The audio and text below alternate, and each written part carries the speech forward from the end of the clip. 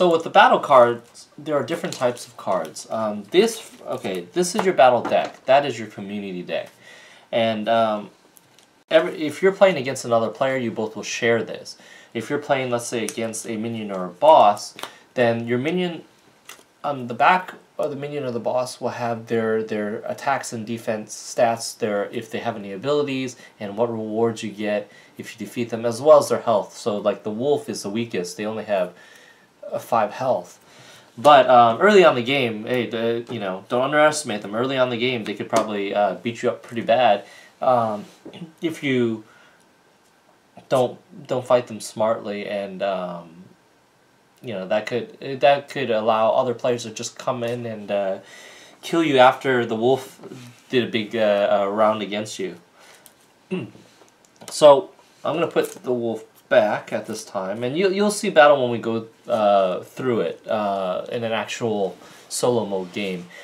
But right now, let's talk about the different types of cards. So you have your attack cards. Okay, so on the attack card, they have an ability on the bottom. And the ability, usually it's like one thing, or sometimes it's 2. Like this one says, you spend 1 trait to do one damage. So you're thinking, okay, on my character board, okay, so let's say I want to play this attack against someone.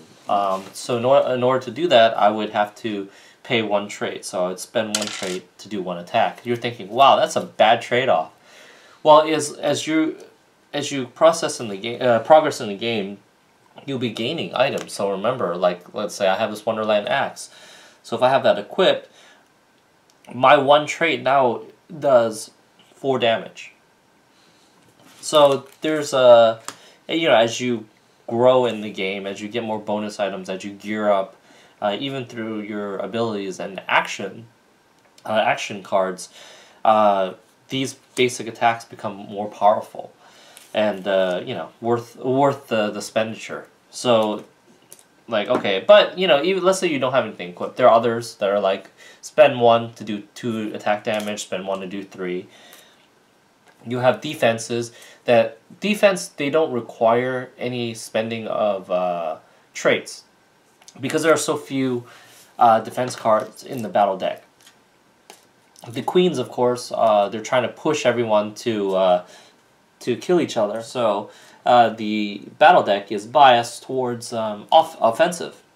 Then you have these status cards, and these status cards are, let's say, this one says I could add a lightning status to an attack. So let's say I spent 1 trait to play this, and let's say you don't block, or let's say this is a 3 damage attack, right? And you block for 2, but you take 1. I could play this card on top of it to automatically do lightning damage. And that's if you have a weakness, it's just an added bonus. Or there are some that are like, they would give attacks poison or stun or break. So be aware, there are some of these hidden in the battle deck. So you have your heal. So you could play this right away because it'll be in your hand. So you could just play heal. Cures any status element. So if you do have poison or stun, this will help you. And it also gives you a little perk of gaining 3 traits. So this is a tactic card. So if you had a tactic card in your hand, you could play it any time during your turn, your opponent's turn, and activate any 1 tactic, and then it gets discarded. Then you have your escape. Now, okay, there's 2 ways to escape from battle. If you have this card, that's good. You can play this anytime during your turn or your opponent's turn. Like if your opponent's about to attack you, you could play this instead of a defense to try to escape. But this escape card requires you to do some calculation, because you are going to have to guess. You're going to put this down, and you're going to allot a certain number of trait points to this. To try to escape. If your opponent can match it or play more trait points than the amount you put towards this, then you don't get to escape. but then that's it. Nothing else happens except you know, if it was let's say on their turn they're attacking you, you play this to try to escape. They followed your escape. You know, that's it. You still have to defend from that attack. So if you're able to succeed, then you escape, and then you roll a die, and you move that many spaces away from that location. Alright, the another way to escape is you have to understand turns, okay? So when whoever starts battle, okay, let's say I see a character on the quest board, and I decide to go to that character and initiate battle. So that means I initiate battle, so I'm on the offensive first. I ambush the other character. Or let's say I'm in quest mode and I pick up a card that says I get ambushed by minions. So that means the minion goes first for attacking because it initiated battle with me first. So let's say I go first, it's my attack, so that's my turn. Then I'm done. Like, I keep playing attacks until I don't want to play attacks anymore. So basically the thing is, you know, I'll play attack, my opponent can defend, I play attack, opponent can defend, until I decide I don't want to attack anymore, I can't. Then when my opponent, then I end my offensive, then my opponent starts his or her offensive, then it's my defensive, then now that's my opponent's turn. Then it comes back to me, so it's my attack turn again, but that's considered a complete round. So my turn, opponent's turn to attack, my turn is one round. So at the beginning of each round, I can, before I do anything, I can choose to escape without the escape card. We call that fleeing. So if I flee, then what happens is it's a dice roll. So my opponent rolls, I roll, whoever has the highest wins. So in this case, I have a 6, I get to flee, so I go away. So when I go away, I still do a dice roll and I can move that many spaces away from that location that I was in. Now my opponent, on the other hand, if let's say it was reversed and they won and I lost, that's really bad. When I fail a flee, the opponent rolls a die and does that much damage to me because I failed. So that's my penalty. Then my turn ends. So because remember, it was the beginning of a round, so it was supposed to be my attack turn. But by failing a flee, it ends. Not only do I get a penalty, I also lose my attack turn. Now it's my opponent's attack, and then they can start attacking me, and then of course I can defend. But you know, that would have been really rough. There are certain characters that are better at running and allow more success, but you know, you'll see that in the game.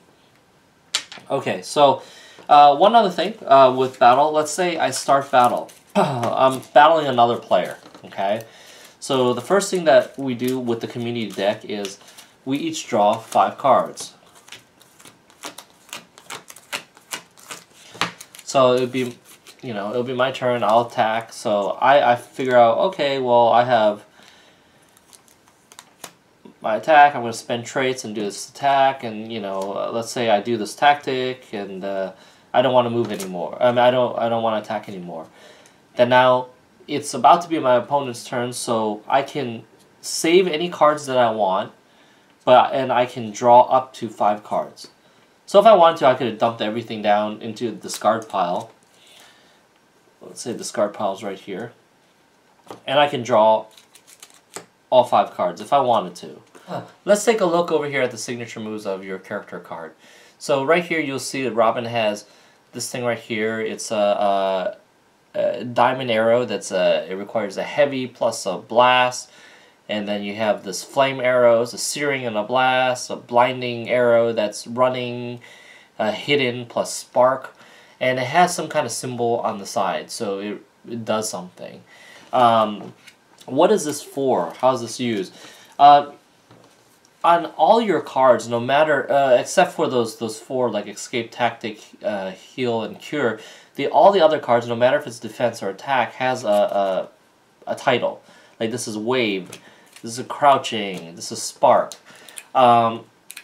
Normally, you would ignore that, but when you're playing, it's always good to save or try to get the combinations here to do these effects. Like, for example, Diamond Arrow is Heavy and Blast. Well, coincidentally...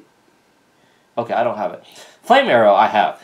So I have Searing plus Blast. So I could do a 5 fire attack.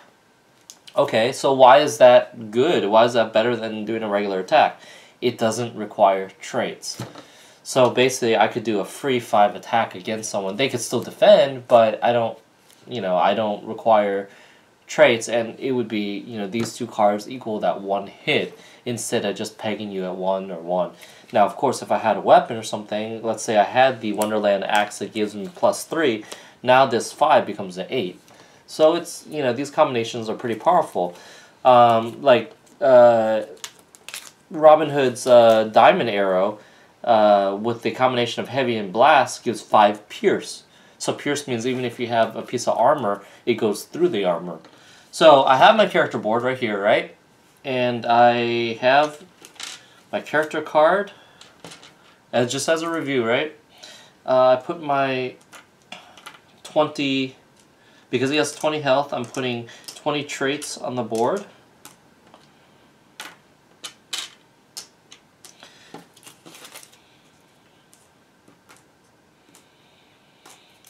And I'm going to put his tactics here. Disabled, of course, because it's the start of the game. So, now that the game is beginning, what I'm going to do first is every player... This is at the first turn. Every player is going to draw 1 bonus card. That's what you start off with. So actually, let me pick Robin. Okay, so also you got to put the Dragon Inn location in the middle of the table. That is the neutral area or the starting point. Okay, so Robin starts on here. Before I do anything, the Queen, or the Trinity, is going to do something. They observe, thankfully, so it's right over here in the discard pile, but it's showing that day 1, they observe.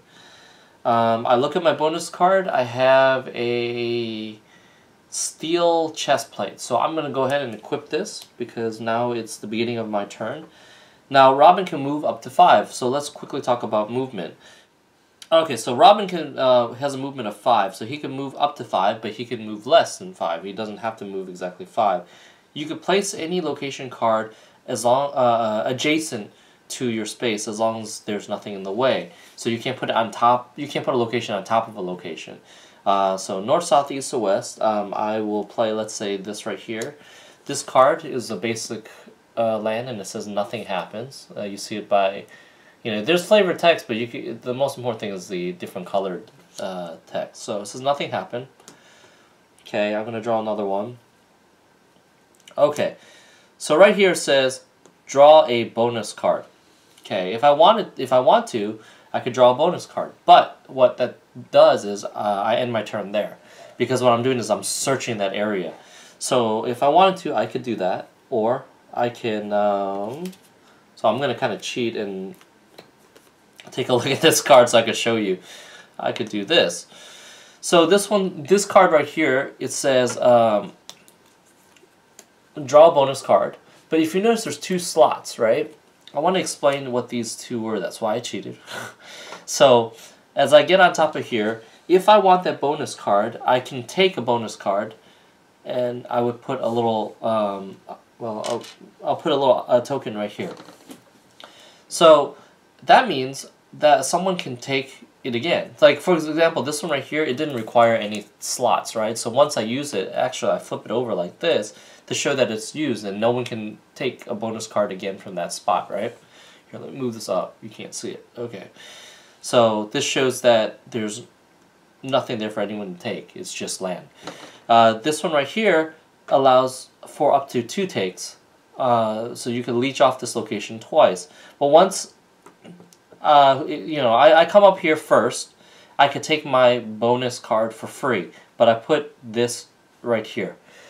So the next person that comes in, let's say Goldilocks comes in over here, in order for her to get that bonus card, now she has to spend 2 traits to get that. So why 2 instead of 1?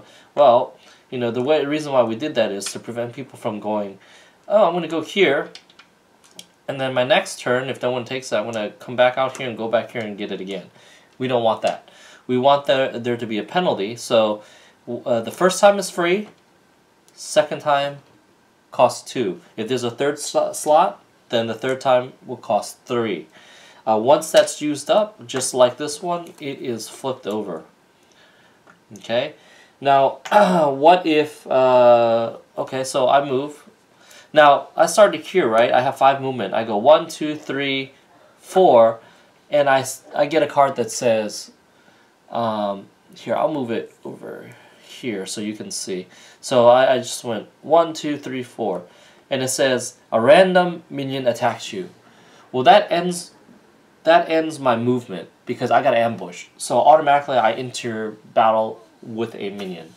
So you know, pretty much that's how movement works. And then once I'm done and I can't do anything anymore, then it's the next person's turn. So it'll keep going around until it's the sundial again, and then they flip over another observation. I wish they flip over another event card. You don't get another bonus card for free on your second turn. That was only when you begin the game. So that's pretty much it. And also, if you want to attack someone, so you can attack someone as long as you're in the same space with them. There are certain characters. I think Robin, one of his abilities, he could attack someone from one space out, or even I think a few spaces out, because of his bow and arrow. But you know, just that's pretty much the gist of it. I think I've rambled enough. I've kind of riddled you with coughing and clearing of my throat. So now it's time to go for solo mode.